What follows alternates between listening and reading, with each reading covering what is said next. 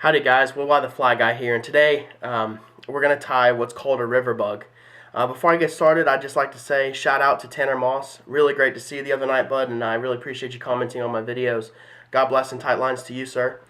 Like I said earlier, we're going to tie a river bug today. This is a fairly simple fly. We're going to start out with our Allen hook, our S201 number 3 carp hook, as well as some 140 denier thread in black. I really like UTC thread. I've had a lot of good luck with it. It stays on. I don't normally break off when I'm tying, and I like the strength of it. A lot of people swear by Danville.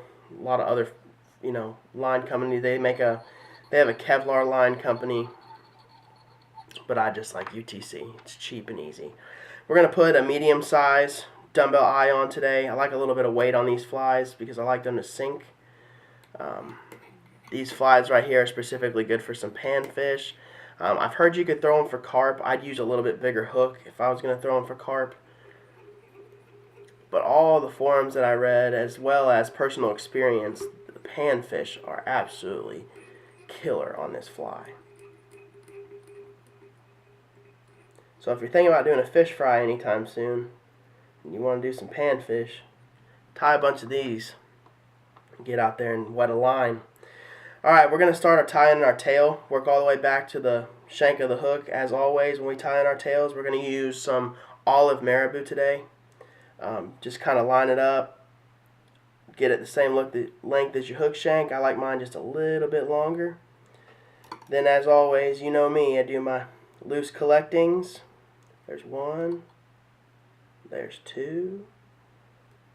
There's three. All the while pinching my tail, making sure it's not wrapping or spinning or anything like that. Then I'm going to come over here. Whoops.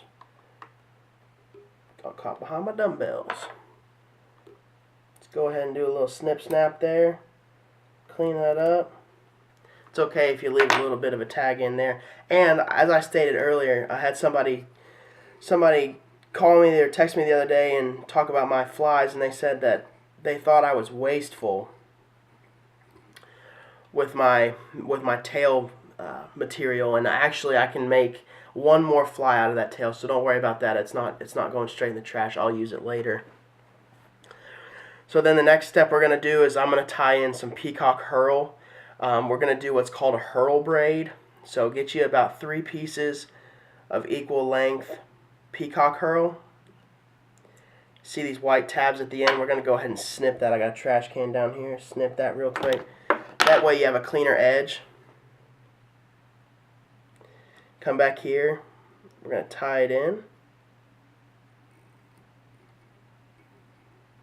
Get that nice and locked down. Come back and trim our excess. I really like the way Peacock Herl looks. When it's braided, you get a nice shimmer look that I think is what the panfish really go for. So we're going to take it and we're going to spin it. Spin it in your fingers, twist it around until it kind of makes a braid. Just do a couple of them and then you can start your wraps. Be careful when going around these Allen hooks. One thing I really like about Allen is the fact that they make sharp hooks. Sharp hooks. And if you even remotely touch this hook with your Peacock Herl, you will regret it. I promise. In preparation for this video, when we were tying, my buddy and I were tying a couple of these, I can't tell you how many times I snapped. So then we're going to go around the eyes. Then I even like to come up to the front and do 1 or 2. Whoops. Oh boy. That happens a lot. Don't worry about it. Just grab and keep going. Okay. Get some nice lock-in wraps there. And forward. Uh-oh. And behind.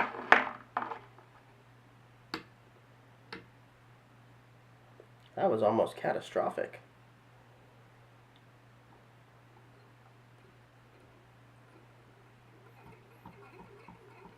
I'm going to put a nice thread base down over here near my eye.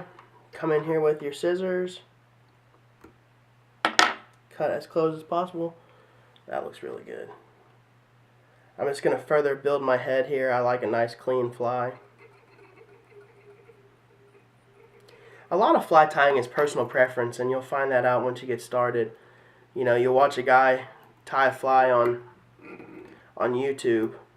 You'll say, hey, I really like that, but I think I can do this with it. And you do it, and you end up coming up with something cool, like what I did here. This is kind of my own little variation, but all I did there at the end was whip finish, cut my tag, and there you go. Guys, one little side note I'd like to make before closing out this video is, lately I've been trying to figure out the best kind of head cement to use, the one that works the best, one that stays the longest, gives the best finished look. And what I found is that a product that you actually don't buy in a fly tying store. It's called Sally Hansen Hard as Nails. And yes, those women out there that are watching the show, you guessed it, it is fingernail polish. It's the last, I guess it's the last treatment you put on when you put on your color. I don't know anything about nails. But it gives the best look, I think. So just kind of get a little bit of that. It dries clear. Obviously get the clear. And then I like to just dab it. Dab it on there. Get it nice. Make sure it looks like it's, you know, getting saturated there, and then just let it dry. And when it dries, I'll tell you, it lives up to its name. It is hard as nails. Well, guys, thank you so much for joining us again today for another fly tying video on this cold Texas morning.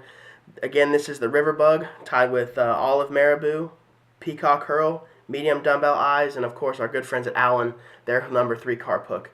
Guys, again, thank you so much for tuning in. God bless, and tight lines.